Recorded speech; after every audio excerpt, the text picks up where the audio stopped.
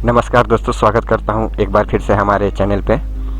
दोस्तों, हम अगर किसी इंडस्ट्री में इलेक्ट्रिकल वर्क करते हैं तो वहां पे किसी भी प्रकार के मशीन को चलाने के लिए मोटर का प्रयोग किया जाता है। और अगर मोटर किसी कारणवश ख़राब हो जाए तो हमें बहुत ही परेशानियों का सामना करना पड़ता है। तो ऐसे में हम लोग मोटर के सर्किट में MPD यानी मोटर प्रोटेक्शन डिवाइस का इस्तेमाल करते हैं। MPD मतलब मोटर प्रोटेक्शन डिवाइस, इसे MPR यानी मोटर प्रोटेक्शन रिले भी कहते हैं। इसमें इसके साथ तीनों फेस की अलग अलग सीटी लगी होती है। यह मोटर के रेटिंग करंट के अनुसार लगी होती है।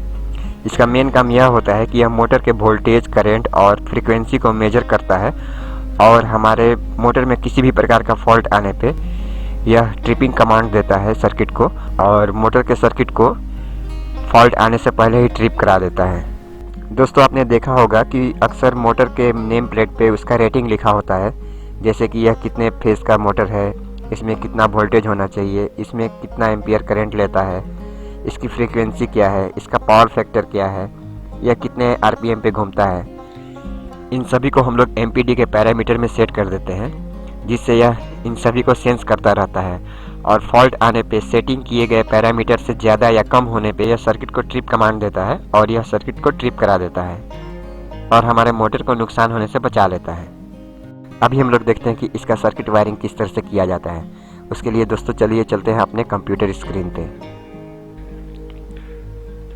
दोस्तों, मोटर प्रोटेक्शन डिवाइस, इसके सर्किट डायग्राम को बनाने के लिए जो जो चीज़ हमें चाहिए उसमें एक 4 पोल MCB, यहाँ पे 3 पोल भी चल सकता है, एक 3 CT चाहिए। इसमें विभिन्न प्रकार के रेटिंग का MPD आता है, उसके रेटिंग के अनुसार इसका CT होता है।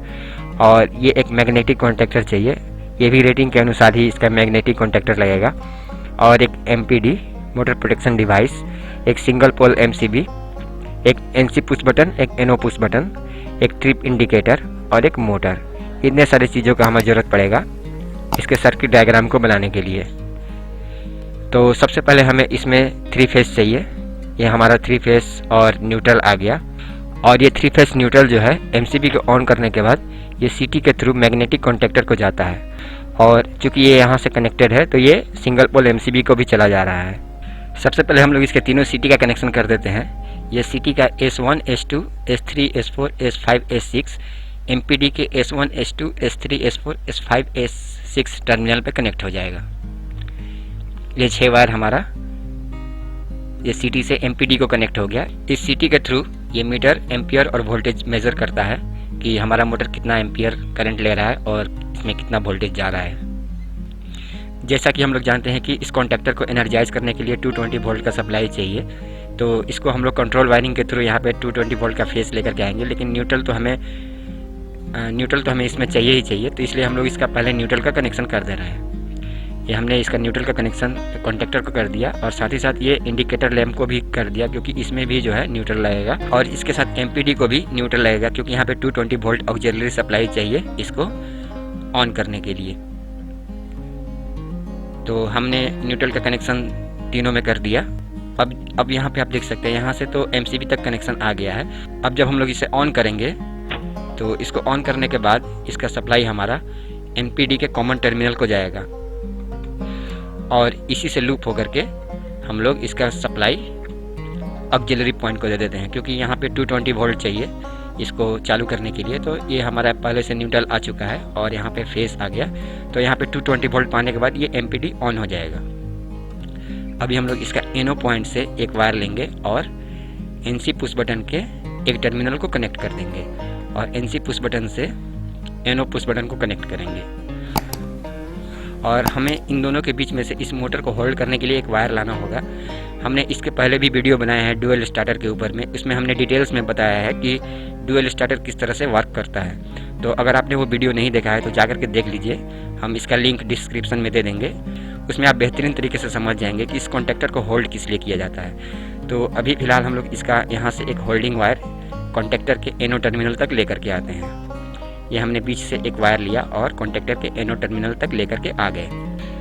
दोस्तों, जब कभी भी किसी प्रकार का फॉल्ट आता है हमारे मोटर में तो MPD क्या करता है, इस सर्किट को ट्रिप करा देता है और ट्रिप कराने के बाद इसका कमांड इस इंडिकेटर को देता है। आप चाहे तो यहाँ पे इंडिकेटर लगा सकते हैं और अगर आप चाहे तो यहाँ पे एक अलार्म भी लगा सकते हैं। तो फिलहाल हमने यहाँ पे एक इंडिकेटर लगाया है, तो हम लोग NC पुश बटन से एक वायर यहाँ इंडिकेटर तक लेकर के आएंगे। ये एक वायर हमने यहाँ पे इंडिकेटर तक लेकर के आ गया। जब कभी भी इसमें फॉल्ट आएगा तो ये सर्किट को पूरा ट्रिप करा देगा।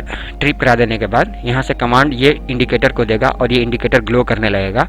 अगर आप चाहें तो यहाँ पे इंडिकेटर की जगह पे अलार्म भी लगा सकते हैं। अलार्म लगाने से साउंड आपको मिलना चालू हो जाएगा कि हमारे मोटर में फॉल्ट आ गया है। तो हम आ करके आप चेक कर सकते हैं, देख सकते हैं कि मोटर में किस प्रकार का फॉल्ट आया हुआ है। फिलहाल इसका भी कनेक्शन किया हुआ है, इसका भी काम नहीं है। जब कभी भी फॉल्ट आएगा मोटर में तभी ये सर्किट जो है चालू हो जाएगा।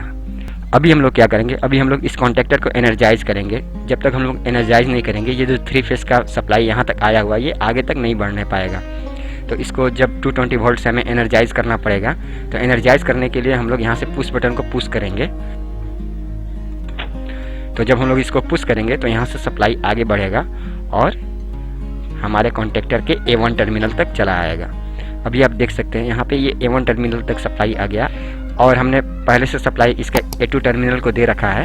तो यहाँ पे इसको 220 वोल्ट का सप्लाई मिल गया। तो 220 वोल्ट का सप्लाई मिलने के बाद ये कॉन्टैक्टर एक्टिव हो जाएगा और ये जब एक्टिव हो जाएगा तो इसके कॉन्टैक्ट्स आपस में जुड़ जाएंगे। जुड़ने के बाद ये सप्लाई आगे की तरफ अलाउ करेंगे और ये 3 फेस हमारे मोटर को चला जाएगा और मोटर हमारा रन हो जाएगा।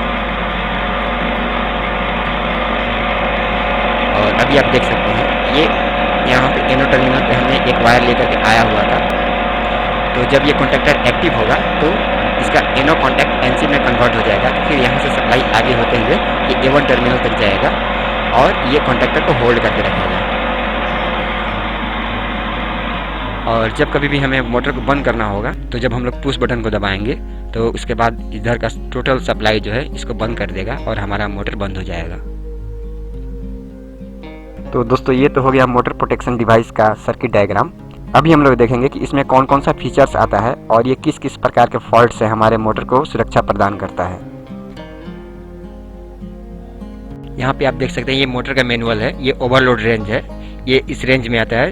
ये 0.2 to 6.25 ampere, 0.4 to 12.5 ampere, 0.8 to 25 ampere, 2 to 62.5 ampere, 4 to 125 ampere और 40 to 250 एम्पियर। ये इतने सारे रेंज में ये MPD आता है। ये इसके फीचर्स है और ये प्रोटेक्शन ये आप देख सकते हैं किस किस चीज़ में हमें ये प्रोटेक्शन देता है, यहाँ पे दिया हुआ है। जैसे कि नंबर 1 ओवरलोड। कभी कभी हमारा मोटर अपने रेटिंग से ज़्यादा करंट लेने लगता है जिससे उसकी वायरिंग गर्म होने लगती है और हमारा मोटर चलते चलते गर्म होकर के जल जाता है। इसके कई कारण हो सकते हैं जैसे कि phase unbalance, phase loss, short circuit, over voltage, under voltage. इन सभी के बारे में हम लोग आगे बात करेंगे। अब चलिए दोस्तों आगे देखते हैं। नंबर 2 में है फेस अनबैलेंस। कभी कभी लूज कनेक्शन की वजह से या किसी और कारण से भी किसी फेस में कम तो किसी फेस में ज़्यादा वोल्टेज होने लगता है और मोटर की वाइंडिंग खराब होने लगती है। इससे भी यह हमारे मोटर को प्रोटेक्शन देता है। Number 3 short circuit. कभी अगर 2 फेस आपस में भिड़ जाए या कोई फेस मोटर के बॉडी के साथ टच हो जाए तो ऐसे में शॉर्ट सर्किट होता है और अचानक मोटर ज़्यादा करंट लेने लगता है जिससे कि मोटर की वाइंडिंग जल जाती है। ऐसे में भी यह मोटर को प्रोटेक्ट करता है। नंबर 4 अर्थ फॉल्ट। अगर मोटर का बॉडी अर्थ के साथ कनेक्ट ना हो और मोटर के बॉडी में करंट हो तो ऐसे में मोटर को छूने से हमारे बॉडी में करंट लग सकता है। तो ऐसी स्थिति में MPD सर्किट को ट्रिपिंग कमांड देता है और मोटर को बंद करा देता है। Number 5 single facing. दोस्तों अगर हमारा मोटर 3 फेस का है और किसी कारणवश एक फेस में सप्लाई नहीं आ रहा है तो बाकी 2 फेस से हमारा मोटर ज़्यादा करंट लेने लगेगा जिससे हमारी वाइंडिंग जो है गर्म होते होते जल जाएगी और हमारे मोटर को नुकसान पहुंचाएगी। ऐसी स्थिति में भी MPD हमारे मोटर को सुरक्षा प्रदान करता है। दोस्तों जब कभी भी सर्किट में वोल्टेज ज़्यादा होता है तो मोटर हमारा कम करंट लेता है। ऐसी स्थिति में अंडर करंट का फॉल्ट आता है। ऐसे में भी हमारा MPD मोटर को सुरक्षा प्रदान करता है। Number 6 locked rotor. दोस्तों कभी कभी हमारे मोटर का शाफ्ट जाम हो जाता है या अगर हमारा मोटर किसी मशीन में कनेक्टेड है तो उस मशीन का बैरिंग जाम हो जाने के कारण या बैरिंग ख़राब हो जाने के कारण हमारा मोटर जो है जाम चलने लगता है। ऐसे में भी मोटर हमारा करंट ज़्यादा लेने लगता है और हमारा वाइंडिंग मोटर का जल सकता है। ऐसी स्थिति में भी ये हमारे मोटर को सुरक्षा प्रदान करता है।